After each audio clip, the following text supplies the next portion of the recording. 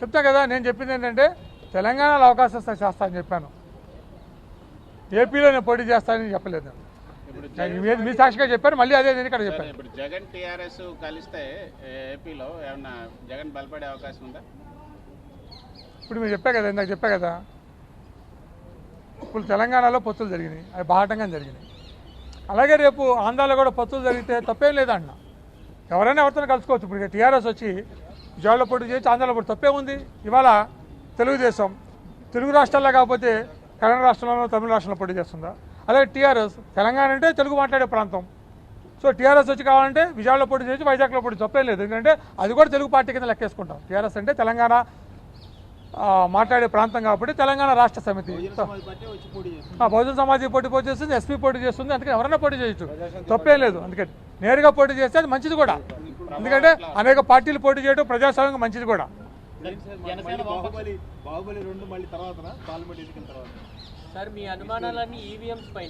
నా అనుమానం ఈవీఎం చెప్పట్లేదు, నా అనుమానం చెప్పలేదు. ప్రజలకి అనేక అనుమానాలు ఉన్నాయి. అలాగే ఈ రెండు అంశాలు కానీ చెబితే అందరి అనుమానాలు తీరే అవకాశం ఉంటుంది. అలాగే నా ఫలితం తేడా రావడానికి నేను ఆల్రెడీ ఒక నిర్ణయానికి వచ్చాను, అంచనా వేస్తున్నాను.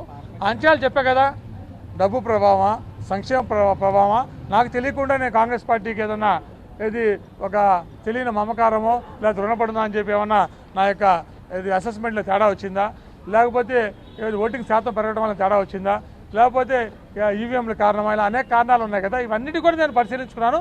స్పష్టంగా నేను నాకు వచ్చిన అంచనాన్ని స్పష్టంగా చెప్తాను. తప్పే ఉంది, ఎప్పటి నుంచో చెప్తారు కానీ జనసేన వామపక్షాలు కలిసి వెళ్తామని చెప్పి పవన్ కళ్యాణ్ గారు ఎప్పటి నుంచో చెప్తారు. సో ఆయన వరవడు అయింది, ఆయన సిద్ధాంతం అయింది, ఒకరి సిద్ధాంతం ఒకరికి ఉంటుంది. తెలంగాణ పంచాయతీ ఎన్నికల్లో ఏ ప్రాతిపదికన మీరు చెప్తున్నారు టీఆర్ఎస్ కంటే ప్రతిపక్షాలు బలపడ్డాయి? టీఆర్ఎస్ కంటే బలపడింది చెప్పట్లేదండి. అంటే అసెంబ్లీలో వచ్చిన బలపడింది అంటున్నారు, ఏ ప్రాతిపదిక? అంటే అసెంబ్లీలో వచ్చిన ఫలితాలు చూసినాక ఆశకి అది ప్రతిపక్షం అన్నది ఆశకి నిలవలేదు అనుకున్న తరుణంలో అసెంబ్లీలో వచ్చిన ఫలితాల కంటే కొంచెం మెరుగ్గా వచ్చినాయి అపోజిషన్ పార్టీస్. మాకు వచ్చిన ఇది డేటాను బట్టి చెప్తాను.